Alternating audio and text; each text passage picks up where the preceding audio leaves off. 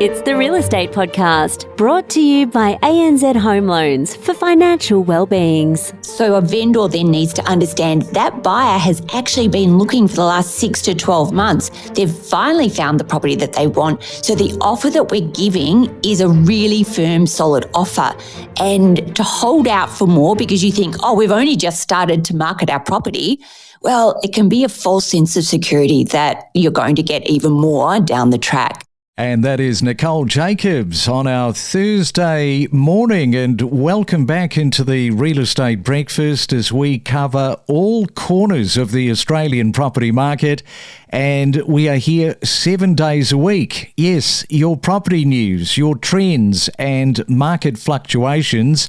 And don't forget too, the Aussie cities at the moment are running at different speeds. We talked about that a few weeks ago, but that's okay because we've got over 1,300 property episodes to keep you updated on what is happening in your local area. It is a Thursday, September the 11th.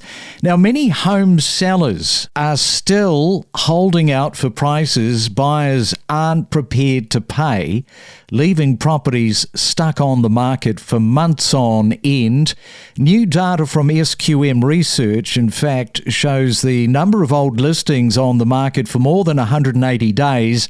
That rose 6.7% nationally in August last month compared to 12 months earlier. Sydney saw a 22.1% jump, Melbourne 13.7%, and Canberra surged. Wow, look at that. For Canberra, 64.3%. New listings fell 0.6% in Sydney and 1.3% in Melbourne compared to last year. So let's go to Melbourne right now and catch up with Nicole Jacobs. She is the Managing Director at Cohen Handler in Victoria. And a very good morning to you, Nicole. Welcome to the Real Estate Breakfast. Nice to have you on. You were telling me that you've been involved in the real estate industry for a while, 25 years. How things have changed in that time. Hi, Craig. Lovely to be here. Yes, 25 years, and I've definitely seen a lot of changes from the way we market properties, the way buyer advocacy has become more and more popular and accepted, just to the regular selling agents out there. And the way we use social media, for instance, is a huge one that's changed.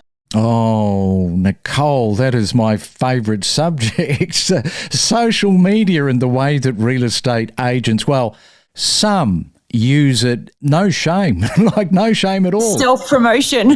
Self-promotion with no shame. That's it. Exactly right. I mean, that is a huge area that I suppose you kind of got to keep a lid on it too with your staff.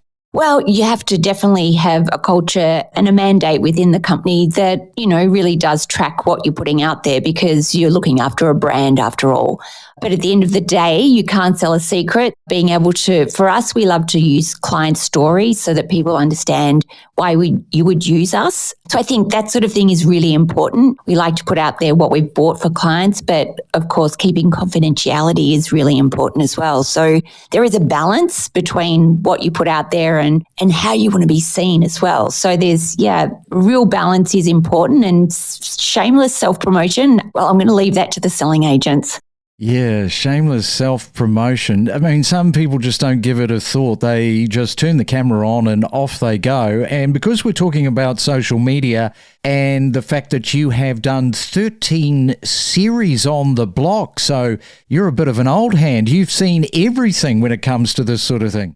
All these big numbers, Craig, it's actually aging me. But yes, I've done quite a few series of the block just to see even how that show's evolved over the time and the influence it's had, the impact it's had on the market. And, I think the show is there to be inspirational and aspirational to people. And we've seen a whole lot more people tackle a renovation or a design, in-home design for themselves. And it even changed the way people were buying. So your Targets and your, big chain stores were also changing the way they bought stock to be able to keep up with shows like The Block, which I think is a huge influence. It's interesting because if you take out a couple of guys that have been buying all those properties on the block over so many years, it kind of makes you wonder just how embarrassing some of the list prices would have been. Am I out of line for saying that? Oh, look, it's a difficult one because I think if we're talking about the two major buyers from the block, they were there, one very astute investor and another very, I guess, smart promoter of their own company to do so, factored all of that in when they were purchasing the properties at insane prices. So it did cut out for a very long time the mum and dad buyers that were there to really buy a home that they wanted to live in because they'd watched the show. They, a lot of the time too, buyers actually hadn't watched the show, which is surprising. And so when they found out it was actually a block property, it was, and that they got all the furniture, they were quite surprised. So I think that over the years, it's really changed. I think we might see less of that in this year's block. I don't think we'll have those two people bidding furiously, and it might come back to a more level playing field for both investors, which I know are a huge buyer proportion for the block, as well as, the people that actually want to live in these homes.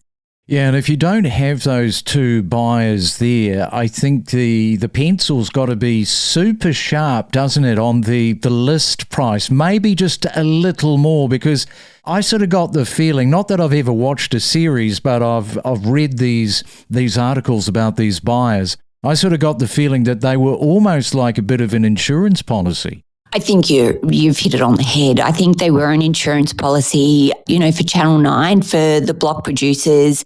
It really meant that they had some depth of buyers there just because of these two people. But I think that today's market really is so price sensitive. So whether it's the block or anything that's on the market, it needs to be razor sharp. It needs to be on point. It needs to factor in what you're selling, what the market around you is selling. The right buyers do come to those properties to buy them. Yeah, you need the right buyers, Nicole, no doubt about that. All right, it is a Thursday morning. We're talking to Nicole Jacobs there in Melbourne. When we come back, we're going to get on to this subject about many home sellers. They're still holding out for prices buyers are simply not prepared to pay for. Have you experienced that firsthand yourself?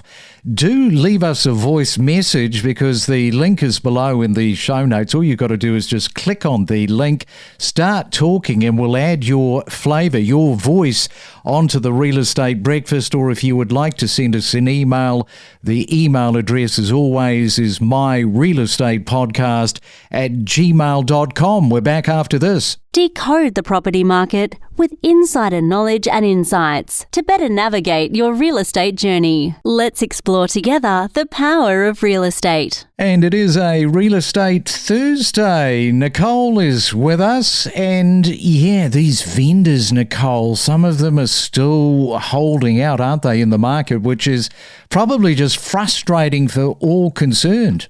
Well, they are holding out, and one of the biggest reasons they're holding out is price. But we have to then have a look at, do they need to sell? Some are very opportunistic and they're off market for a very long time at a price point that buyers and the market just isn't at.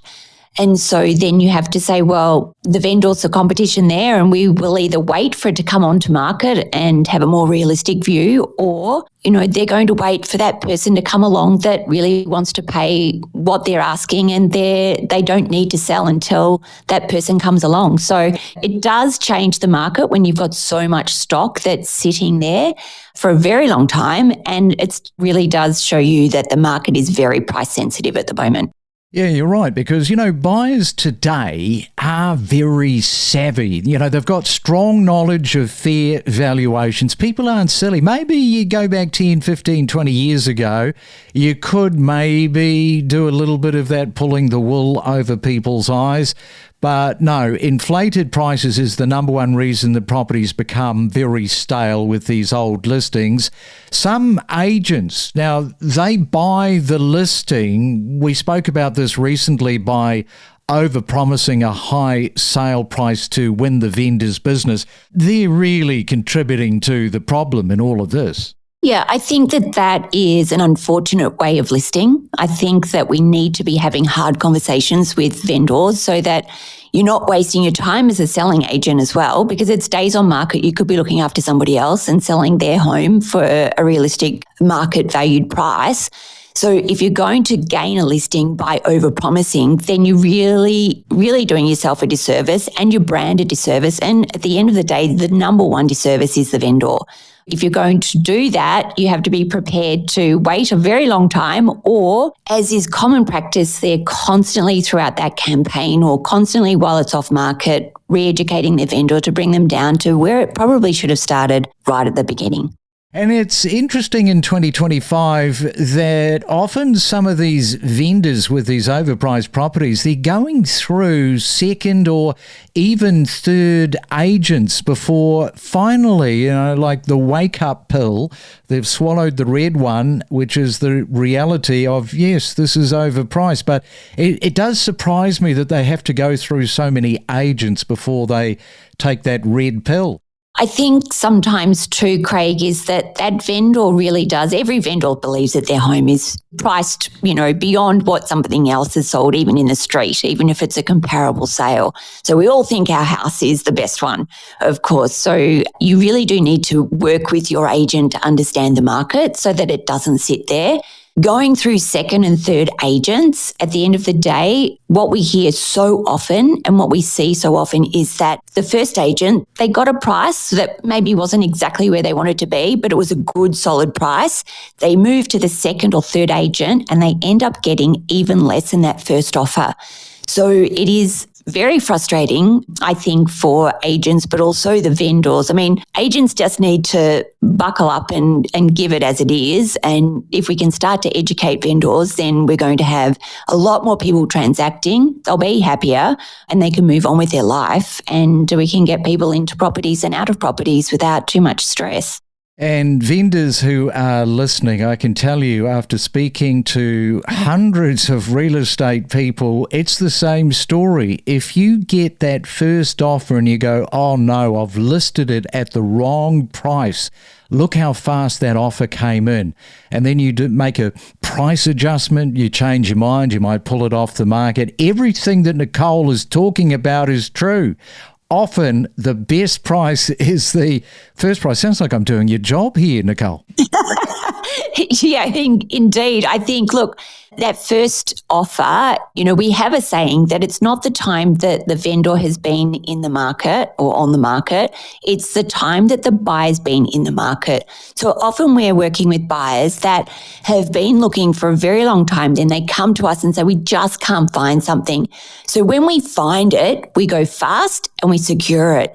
So that might be that we've seen a property that's been on the market for a couple of days. So a vendor then needs to understand that buyer has actually been looking for the last 6 to 12 months. They've finally found the property that they want. So the offer that we're giving is a really firm, solid offer. And to hold out for more because you think, oh, we've only just started to market our property, well, it can be a false sense of security that you're going to get even more down the track. It sounds like you've been in real estate for 25 years. Maybe. I've got a few tricks up my sleeve, but it's interesting to see the way that the market is at the moment. And just to finish up on, you wrote a book not that long ago, and the book is called Sold. So a little bit of self-promotion here. Away you go. Thanks, Craig. Look, the book itself was published by Hardy Grant, and it really is a book you can pick up at any point and look in there, because a lot of the time, methods of sale, for instance, like an expression of interest campaign, it's very difficult for the novice buyer to navigate. So you can pick up the book, you can open up at expression of interest, and I take you through what that means, the questions you need to ask the selling agents so you understand their rules of engagement and how you can go about making sure that you are the one that secures the property.